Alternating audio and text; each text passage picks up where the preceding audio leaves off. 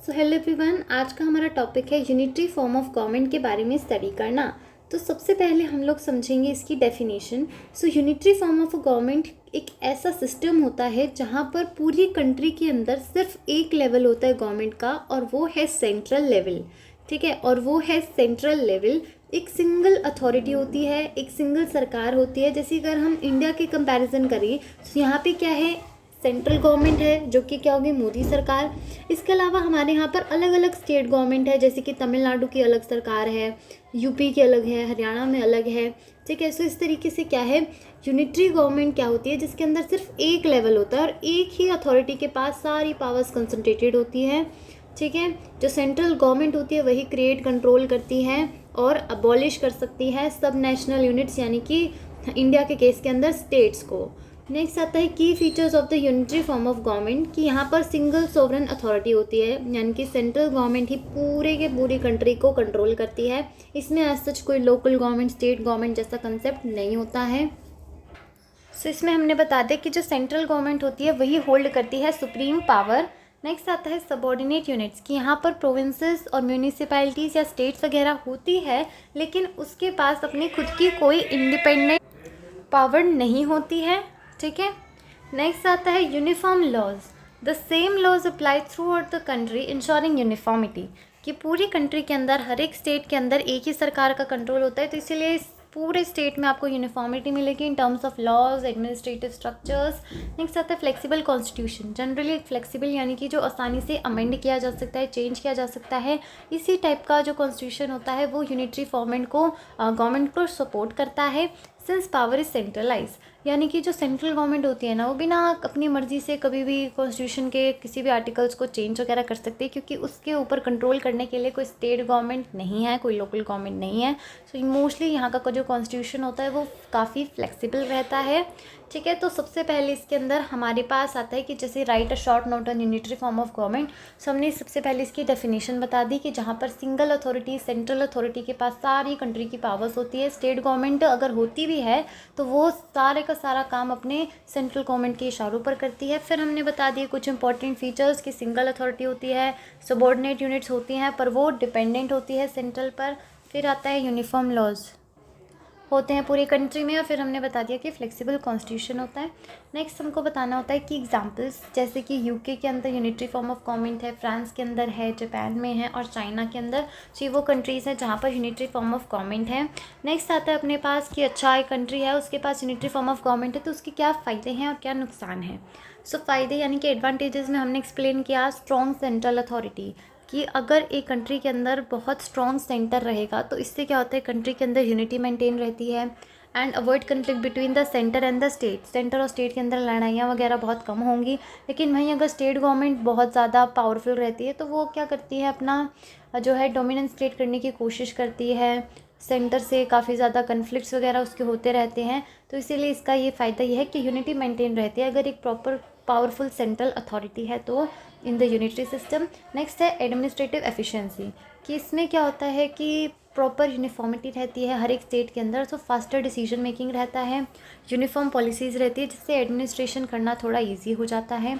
Next है cost effective, कि अगर स्टेट गवर्नमेंट अलग से अपना सारा काम करती है, उसकी हर एक स्टेट गवर्नमेंट के अपनी लेजिस्लेचर्स हैं, अपने पूरा पार्लियामेंट्री सिस्टम है, छोटा सा मिनी पार्लियामेंट, हर एक का सेक्रेटरीट वगैरह है, तो इस तरीके से क्या होता है, काफ़ी ज़्यादा खर्चा करना पड़ता है स्टेट को अपने एडमिनिस्ट्रेशन पे। लेकिन वही सेंटर के केस में क्या होता है, यूनिटरी के अंदर क्या होता है, लेस एडमिनिस्ट्रेशन जो है उसके ऊपर खर्चा होता है, तो इसलिए ये कॉस्ट इफेक्टिव पड़ता है compare to the federal system. Next आते हैं कि अच्छा इसके फ़ायदे थे कि चलो पैसे बच जाएंगे हमारे, इसके अलावा जो है एडमिनिस्ट्रेशन आसानी से हो जाएगा, इसके अलावा स्ट्रॉन्ग अथॉरिटी होगी तो यूनिटी मेंटेन रहेगी। लेकिन इसके कुछ डिसएडवांटेजेस भी हैं, जैसे कि ओवर सेंट्रलाइजेशन, की जो सेंट्रल सरकार होती है उसको लोकल नीड्स के बारे में, कि जो ग्राउंड लेवल पर काम करते हैं, ग्राउंड लेवल पे जो लोग रहते हैं उनको वोट देते हैं, वो असल में क्या सोचते हैं, उनकी क्या नीड्स और रिक्वायरमेंट्स हैं, तो उसके बारे में सेंट्रल गवर्नमेंट को इतना ज़्यादा अवेयरनेस नहीं होता है। सो इसकी वजह से इसका डिसएडवांटेजेस ये है कि उनकी पॉलिसीज़ वगैरह में लोकल नीड्स, एस्पिरेशंस पे ध्यान नहीं दिया जाता है। नेक्स्ट आता है अपने पास रिस्क ऑफ अथॉरिटेरियनिज्म। सो यहाँ पर रिस्क ऑफ अथॉरिटेरियनिज्म में एक्सप्लेन करना है कि अगर एक ही सरकार के पास बहुत सारी पावर आ जाएगी, यानी कि कंसंट्रेटेड पावर हो जाएगी, तो उससे एक डिक्टेरियल टेंडेंसीज डेवलप हो सकती है। जैसे कि नॉर्थ कोरिया के केस के अंदर कि जो किम जोंग उन है, उसको क्या समझा जाता है, एक डिक्टेटर माना जाता है, बिकॉज उसने बहुत ज़्यादा अपने अंदर पावर जो है कंसंट्रेटेड करके रखी हुई है। कोई स्टेट गवर्नमेंट वगैरह नहीं है, साथ ही साथ है भी तो वो सारा का सारा जो सिस्टम है वो एक ही बंदा संभालता है। तो इससे डिक्टेरियल टेंडेंसीज प्रमोट होती है और लोकल नीड्स, एस्पिरेशंस, उनके ऊपर बिल्कुल भी ध्यान नहीं दिया जाता है। जैसे हिटलर के केस के अंदर क्या था, over centralisation of power, authoritarianism था। नेक्स्ट आता है लेस पार्टिसिपेशन, कि इससे क्या होता है, लोकल लेवल पर, ग्रास रूट लेवल पर डेमोक्रेसी प्रमोट नहीं की जा सकती इस सिस्टम में। इस सिस्टम के अंदर क्या होता है, जो लोकल एस्पिरेशंस है उसके ऊपर ध्यान नहीं दिया जाता है, पीपल का लेस पार्टिसिपेशन होता है। सो डेमोक्रेसी, सबसे सक्सेसफुल डेमोक्रेसी कौन सी है, जहाँ पर मैक्सिमम लोग पार्टिसिपेट करते हैं, पर इस टाइप के सिस्टम के अंदर लेस पार्टिसिपेशन देखा जाता है। सो ये था हमारा unitary form of government. Next हम लोग करते हैं federal form of government. So federal form of government वो सरकार होती है जहाँ पर पावर जो होती है वो कॉन्स्टिट्यूशनली डिवाइड की जाती है between centre and the state government and other regional सरकारें जो भी होती है अलग अलग रीजन्स में। जो मेन तो दो होते हैं, एक होता है सेंट्रल और एक होता है स्टेट लेवल, ठीक है। सो यहाँ पर कॉन्स्टिट्यूशन डिवाइड करता है power between centre and the state, both the levels, उनके पास अपना एरिया ऑफ ज्यूरिसडिक्शन होता है। जैसे अगर हम इंडिया की बात करें तो कॉन्स्टिट्यूशन में क्लियरली मेंशन है कि कंसेप्ट जैसे कि टॉपिक्स जैसे कि हो गया फॉरेन पॉलिसी, हो गया डिप्लोमेसी, हो गया इस तरीके के जो इश्यूज़ हैं ये डील करेगी कौन, सेंट्रल गवर्नमेंट। इसके अलावा जो एग्रीकल्चर हो गया, लोकल पुलिस वगैरह हो गया, तो ये सारे सब्जेक्ट्स डील करेगी स्टेट गवर्नमेंट। यानी कि अपना ज्यूरिसडिक्शन दे दिया है कि ये टॉपिक है, इससे टॉपिक से रिलेटेड कोई लॉ बनाना है तो स्टेट गवर्नमेंट बनाएगी, इस टॉपिक से कोई लॉ बनाना है तो सेंट्रल गवर्नमेंट बनाएगी। सो इस तरीके से पावर का डिस्ट्रीब्यूशन रहता है कि ये पावर इसकी है और ये पावर सेंटर की है। नेक्स्ट आते हैं की features of the federal form of government. यहाँ पे सबसे पहला आता है ड्वेल सोवरेनिटी, यानी कि दोनों ही सेंट्रल और स्टेट अपने अपने लेवल पर क्या होती है, सोवरेन होती है, इंडिपेंडेंट होती है, ठीक है। अपना जो भी उनके पास उन्हें कॉन्स्टिट्यूशन ने पावर दी है उसके अंदर उनके पास पूरा अधिकार होता है कि वे अपने हिसाब से जो भी उनको सही लगे वो अपनी परफॉर्म कर सके अपनी एक्टिविटीज़ को। सोवरेनिटी का बेसिकली मतलब ये हो गया एक तरीके से इंडिपेंडेंट, अब काम करना बिना किसी के इन्फ्लुएंस में आके, एक्सटर्नल और इंटरनल। नेक्स्ट आता है डिवीजन ऑफ पावर्स। यहाँ पर क्लियरली रिटन जो होता है कॉन्स्टिट्यूशन के अंदर मेंशन होता है कि आपकी पावर्स हैं वो यूनियन लिस्ट की फॉर्म में हो सकती है, स्टेट लिस्ट की फॉर्म में हो सकती है, कॉन्करेंट लिस्ट की फॉर्म में हो सकती है। सो कॉन्करेंट लिस्ट वो होती है जिसके ऊपर सेंटर भी बना सकता है, स्टेट भी बना सकता है, ठीक है, लॉज। नेक्स्ट आता है रिटन और रिजिड कॉन्स्टिट्यूशन की। यहाँ पर मोस्टली इन कंट्रीज़ के अंदर जो कि फेडरल सिस्टम फॉलो करते हैं यहाँ पर काफ़ी रिजिड और रिटन कॉन्स्टिट्यूशन होता है, यानी कि आसानी से अमेंड नहीं किया जा सकता है। बहुत ही एकदम हाई लेवल का एकदम प्रोसेस परफॉर्म किया जाता है कॉन्स्टिट्यूशन को अमेंड करने के लिए, ठीक है, ताकि जो पावर शेयरिंग है वो प्रॉपर्ली डिफाइन रहे और कन्फ्लिक्ट्स वगैरह भी ना हो। रिजिड कॉन्स्टिट्यूशन इसीलिए बनाया गया है ताकि प्रॉपर पावर शेयरिंग का डिस्ट्रीब्यूशन हो सके, और अगर कन्फ्लिक्ट्स के केस में कोई भी शंका रहती है कि क्या करना चाहिए तो कॉन्स्टिट्यूशन की हेल्प से हम लोग उस कन्फ्लिक्ट्स को टैकल कर सकें। नेक्स्ट आता है इंडिपेंडेंट जुडिशरी, कि जैसे अगर हम इंडिया की बात करें, इंडिया क्या है, ये एक फेडरल कंट्री है जहाँ पर सेंटर के पास भी पावर्स है, स्टेट के पास भी पावर्स है, सुप्रीम कोर्ट है यहाँ पर, ठीक है। या फिर किसी किसी कंट्रीज़ में जैसे सुप्रीम कोर्ट हो गया, किसी किसी कंट्रीज़ में कॉन्स्टिट्यूशनल कोर्ट है जो कि एक्ट करता है as the guardian and the protector of the constitution और सॉल्व करता है डिस्प्यूट। मेनली जो मेन कोर्ट होता है, सबसे हाईएस्ट लेवल का कोर्ट होता है, वो कौन होता है, उसका मेन काम क्या होता है, सेंटर और स्टेट के बीच में कोई झगड़ा है उसको सॉल्व करवाना। सो इसी केस के लिए इंडिपेंडेंट जुडिशरी होना बहुत इंपॉर्टेंट है, जो कि लेजिस्लेटर और एग्जीक्यूटिव से अलग करके अपना इंडिपेंडेंट तरीके से काम कर सके और लोगों को न्याय दिलवा सके। नेक्स्ट आता है by cameral legislature. So by cameral legislature का मतलब क्या होता है कि मोस्टली जो फेडरल स्टेट्स होती हैं वहाँ पर दो पार्लियामेंट के दो हाउसेज होते हैं। जैसे कि हमारे यहाँ पर लोकसभा है, राज्यसभा है। जो यूएसए है वहाँ पर क्या है, सेनेट भी है और एक हाउस ऑफ रिप्रेजेंटेटिव्स भी है ना। सो इसमें आप यूएसए का भी देख लेना, इसके अंदर भी दो हाउसेज होते हैं, ठीक है। जैसे कि इंडिया के अंदर दो हाउसेज हैं, Lok Sabha, Rajya Sabha. So often includes the second chamber like upper house to represent the states at the federal level, Rajya Sabha in India, USA से। सो इसमें यही बता रखा है मेन कि एक होगी लोकसभा, ठीक है, जो कि होल कंट्री को डिफाइन करती है, अलग अलग कंट्री से इसके अंदर मेंबर आते हैं, और एक होती है राज्यसभा। राज्यसभा की इक्विवेलेंट यूएसए के अंदर क्या होता है, सेनेट, जहाँ से फेडरल स्टेट के मेंबर्स आते हैं। जैसे हमारे यहाँ पर राज्यसभा से जो भी एमएलएज वगैरह होते हैं वो इलेक्ट करते हैं राज्यसभा के मेंबर्स को, तो वहीं सेनेट के अंदर क्या होता है, 50 मेंबर्स होते हैं, इसके अंदर 100 मेंबर्स होते हैं। सेनेट के अंदर कितने मेंबर्स होते हैं, 100 मेंबर्स होते हैं। और यूएसए के अंदर टोटल कितनी स्टेट्स हैं, 50 स्टेट हैं। तो हर एक स्टेट से 2 मेंबर्स जो हैं इलेक्ट करके आएंगे, वो वहाँ के सेनेट पे बैठेंगे। तो ये पूरा इसका सिस्टम होता है। यूएसए का और इंडिया का दोनों ही फेडरल है और दोनों में ही बायकैमरल लेजिस्लेचर है, यानी कि जो पार्लियामेंट है उसके 2 हाउसेस हैं, अपर हाउस, लोअर हाउस, और एक हाउस के अंदर फेडरल स्टेट के जो मेंबर्स हैं वो इलेक्ट होते हैं। सिंपल। नेक्स्ट आता है एग्जाम्पल्स की बात करें फेडरल स्टेट की। सो एक हो गया इंडिया, इसके अलावा यूएसए, इसके अलावा कनाडा, इसके अलावा ऑस्ट्रेलिया, देन जर्मनी। ये कुछ एग्जाम्पल्स हो गए जिनके अंदर क्या है, फेडरल फॉर्म ऑफ गवर्नमेंट है। अब हम कुछ फ़ायदे और नुकसान देखते हैं फेडरल गवर्नमेंट का। सबसे पहले हम लोग देखते हैं एडवांटेजेस कि there is decentralisation of the power, यानी कि लोकल गवर्नमेंट्स जो है वो भी अपने डिसीजंस बना सकती है, ले सकती है, depending upon the needs requirements of the people. Next आता है अकोमोडेटिव डाइवर्सिटी, कि इससे क्या होता है, डाइवर्सिटी को प्रमोशन मिलता है, मतलब डाइवर्सिटी प्रमोट होती है। जो भी कंट्रीज़ हैं जहाँ पर बहुत ज़्यादा लिंग्विस्टिक, रिलीजियस या कल्चरल एथनिक डाइवर्सिटी है, तो वहाँ पर फेडरल फॉर्म ऑफ गवर्नमेंट सबसे बेस्ट तरीका होता है हर एक की नीड्स, एस्पिरेशंस, रिक्वायरमेंट्स को इंक्लूड करने का लेजिस्लेचर के अंदर, क्योंकि हर एक अलग अलग जगह से फेडरल मेंबर से, स्टेट से जो है लोग आते हैं, पार्टिसिपेट करते हैं।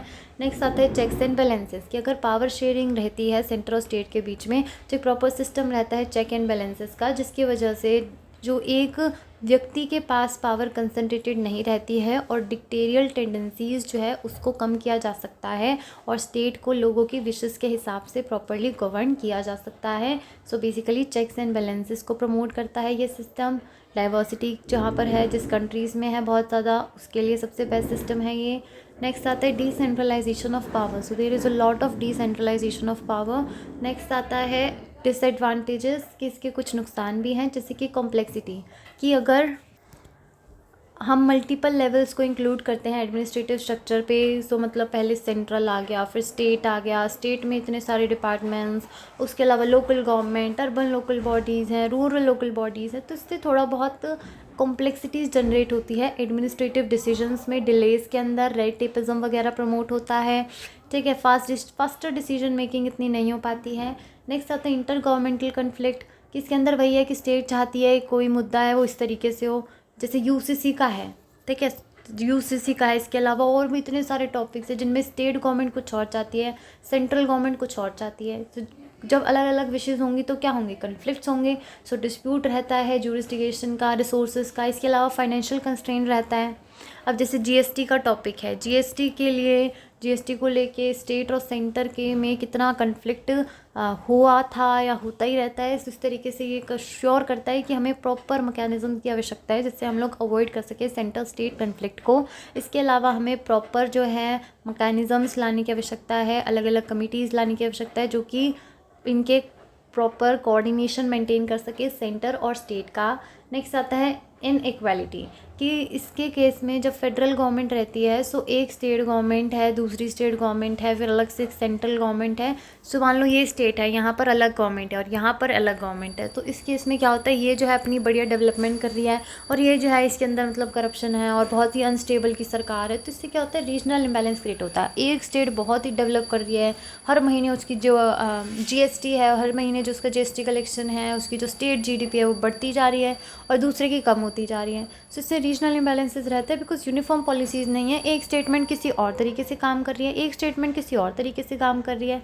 ठीक है, सो ये हमारे इसके कुछ डिसएडवांटेजेस हो गए कि इससे इनइक्वालिटी बढ़ सकती है, इससे कन्फ्लिक्ट्स का राइज जो है वो बढ़ सकता है, इससे कॉम्प्लेक्सिटी जनरेट होती है, जिसको कम करने के लिए हमें जो है अलग अलग मैकेनिज़्म, अलग अलग वेज खोजने पड़ेंगे ताकि हम प्रॉपर फेडरल सिस्टम को भी यूज़ करके अपना डेवलपमेंट कर सकें। नेक्स्ट आता है अगला इंडिया केस। अगर हम इंडिया की टिपिकल बात करें तो इंडिया के अंदर क्या है, इंडिया के सिस्टम को प्रॉपर फेडरल नहीं कंसीडर किया जाता है, इसे क्वेजी फेडरल कहा जाता है।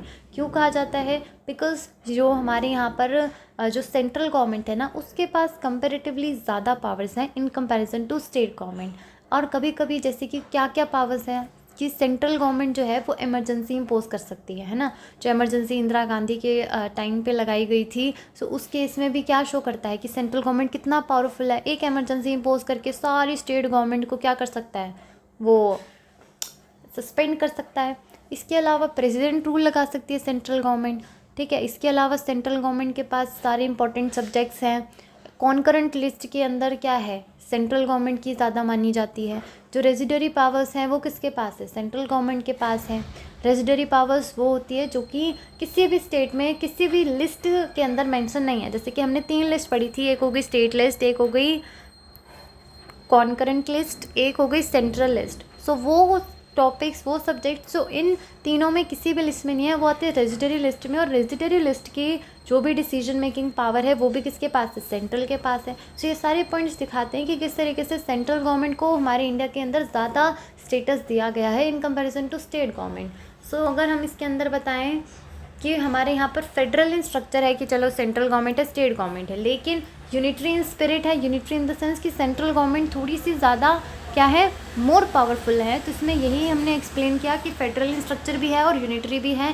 फेडरल कैसे है कि अच्छा रिटन कॉन्स्टिट्यूशन है, इसके अलावा ड्यूअल गवर्नमेंट है, इसके अलावा डिवीजन ऑफ पावर है, इसके अलावा इंडिपेंडेंट जुडिशरी है। लेकिन वही यूनिटरी कैसे है कि सेंटर के पास ओवरराइडिंग पावर रहती है, प्रेसिडेंट रूल की पावर है, स्टेट्स को रिकॉग्नाइज कर सकता है। इनफैक्ट हमारे कॉन्स्टिट्यूशन में ये तक मेंशन है कि जो सेंट्रल गवर्नमेंट है वो स्टेट्स की बाउंड्रीज चेंज कर सकता है, नई स्टेट्स क्रिएट कर सकता है, एक स्टेट को दूसरी स्टेट के साथ मर्ज कर सकता है, स्टेट को यूनियन टेरिटरी बना सकता है, यूनियन टेरिटरी को स्टेट बना सकता है। तो ये सारा जो सिस्टम है ये शो करता है कि हमारा जो इंडिया है वो एक क्वाजी फेडरल है, प्रॉपर फेडरलिज्म के अंदर नहीं आता है। नेक्स्ट आता है हमारे पास अगला टॉपिक कि कंपेयर कर लो फटाफट से फेडरल और यूनिटरी गवर्नमेंट को।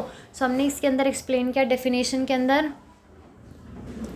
power is divided between central and the regional government by the constitution under federal government.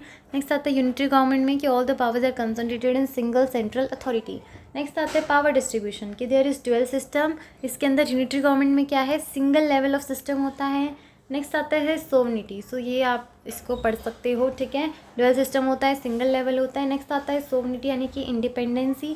So sovereignty is divided between the 2 level, centre and the state. यहाँ पर sovereignty जो होती है वो अनडिवाइडेड होती है। सारी की सारी इंडिपेंडेंस किसको मिल गई है, स्टेट गवर्नमेंट को, सेंट्रल गवर्नमेंट को।